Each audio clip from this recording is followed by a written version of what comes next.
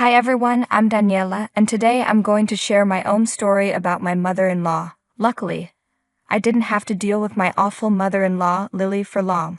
My husband Ian kicked her out early in our marriage, and here's why.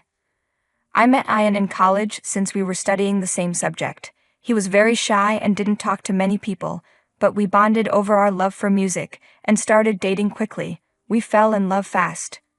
Ian was an amazing person, but he had a troubling past. His dad died when he was 12, and his mom quickly remarried. Sadly, his new stepfather was very abusive. I won't go into details because it's sensitive, but it was bad enough for Ian to get a restraining order against him when he turned 18. When Ian told me his story, I wondered why his mom didn't protect him. I asked Ian, "Why didn't your mom do anything when her husband was hurting you?" "Didn't she know?" "She knew everything, Daniela," Ian replied. "But she didn't want to leave him because she loved him. I begged her to help, but she just told me to get over it. She even yelled at me when I got the restraining order." "That's terrible, Ian. She should have protected you. Why do you still talk to her?"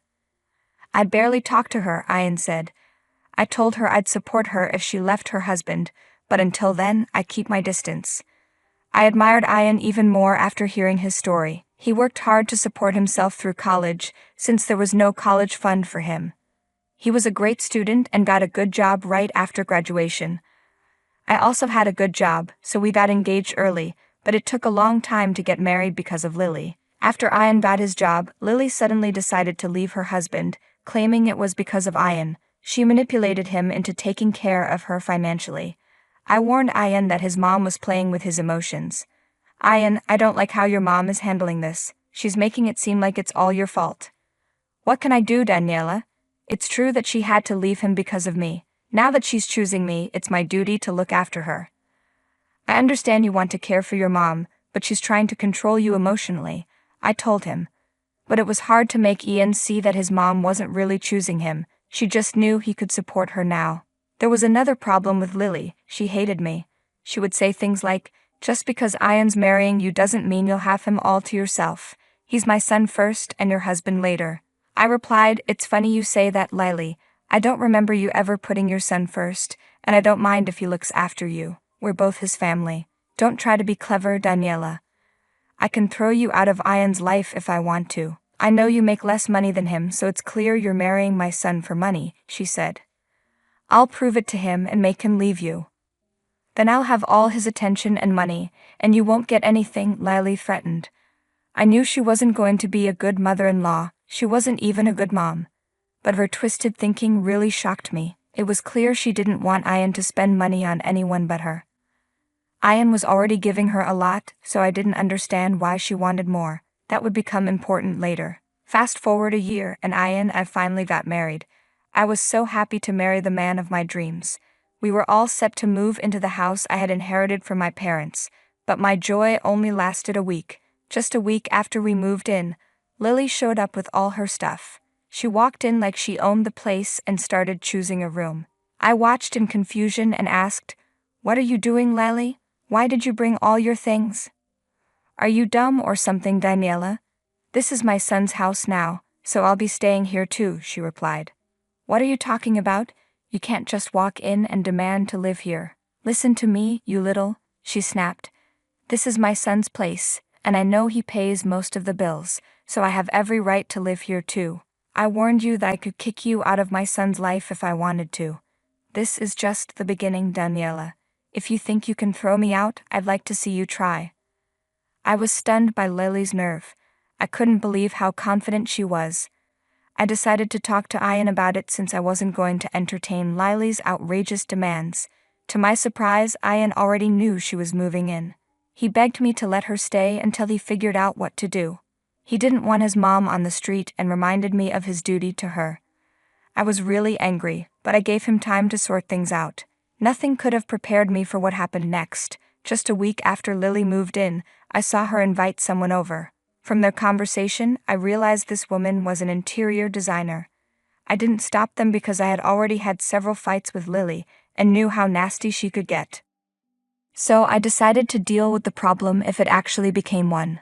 The next day, I got a call from an unknown number. I answered, not thinking much of it, and was surprised to find out it was the interior designer who had come to my house. She asked to meet me at a cafe because she had something important to tell me. I was alarmed and immediately set up a meeting. I had no idea how much my life was about to change. When I met with Sylvia, she said, "Hi, I'm Sylvia. You've probably seen me around before." "Hello, Sylvia. Yes, I've seen you. I guess my mother-in-law hired you for something. She mentioned you're an interior designer," I replied. "Yes, I am," Sylvia confirmed. "But some of the things your mother-in-law asked for didn't seem right, so I thought you should know." "Oh? What's the issue, Sylvia?" I asked, a bit concerned. "Actually, I didn't even know why Lily called you. This house is mine, and she's just staying here for a while. I was getting a little suspicious when she brought you over." Sylvia looked shocked. "Oh my God, this house is yours. Then you need to know something right away. It's a good thing I came to you. Your mother-in-law is trying to install cameras in your room. She wants to spy on you and your husband." I was shocked and disgusted by what Lily was planning. The idea that she wanted to invade our privacy like that was horrifying. Wow, just when I thought things couldn't get worse, she does this. "Does she know that what she's trying to do is illegal?" I asked. "Yes, she knows. I made sure she understood that, and I tried to convince her not to do it, but she threatened to hire someone else. I was worried about your safety, so I came to tell you," Sylvia explained. "Thank you so much for telling me, Sylvia. I'll always be grateful to you. Who knows what would have happened if you hadn't warned me. This is insane. I can't believe she would do something so horrible and illegal. But before I turned Lily down, I wanted to make sure you knew about this," Sylvia said. "You did me a huge favor, Sylvia," I replied. "And you know what? I'm going to hire you instead. I've realized we do need some cameras in the house, and I'm hoping you can help me set them up. Plus, I'd like to remodel my office as well." Sylvia was excited by the idea, so we made a plan. I had already started to suspect something was off with Lily as soon as she moved in.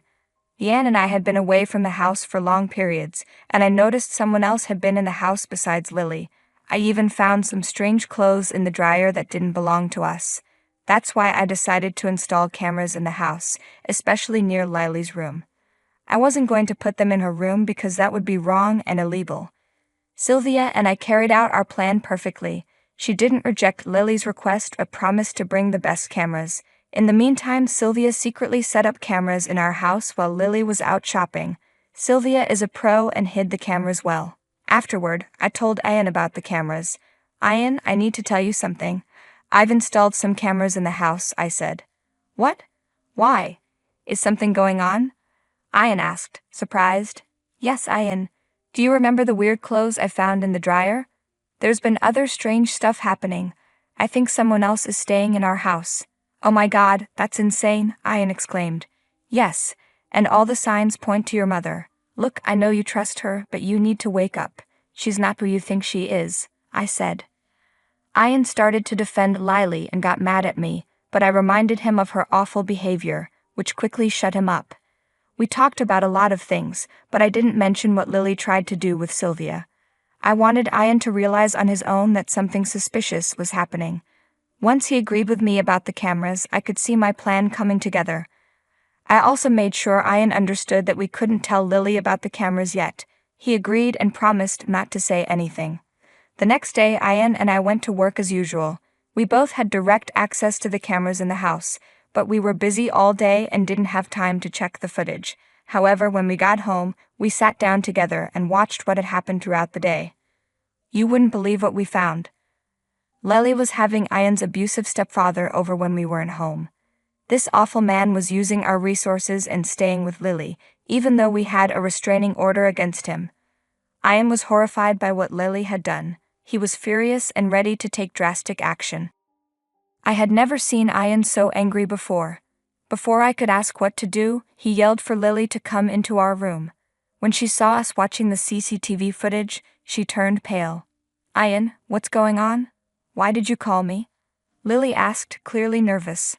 "Mom, why did you bring that abuser into our house? Who gave you permission?" Ayan demanded. "What are you talking about, Ayan? You must be mistaken. I don't talk to your stepfather anymore. Remember, you made me choose and I chose you," Lily replied, trying to deflect. Yes, you chose me, and I've supported you financially and even convinced Daniela to let you stay here. And this is how you repay me? Who did you really choose, Mom? Ian pressed. Lily's defense crumbled as Ian played the footage of her bringing his stepfather into the house. She turned pale and started sweating, realizing she was caught. How dare you invade my privacy and record me? You can't do this to me. Lily shouted, trying to regain control. Oh really? Is setting up a camera in my room to spy on me right? I retorted. If you can do that, why can't I put cameras in my own house? What are you talking about, Daniela? Ian asked, shocked. Mom tried to put cameras in our room, I explained. She even hired an interior designer for it, but the designer was honest and told me everything. Ian was furious. He felt the betrayal deeply and confronted Lily. She tried to justify her actions, claiming she was trying to protect Ian from me, but it was clear she was lying.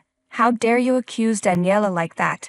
Ian exploded. You're the one who betrayed me, used my money, and supported the man who abused me. No more lies, Mom.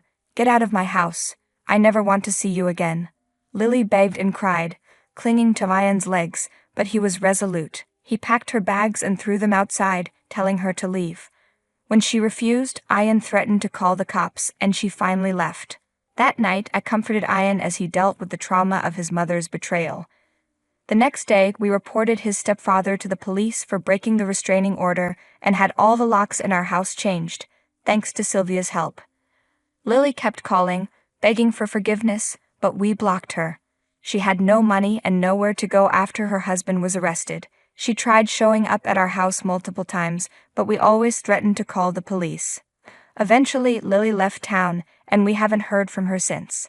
Ian went back to therapy to deal with his trauma, and we also attended couples counseling to improve our communication and work on the issues that Lily had caused in our marriage.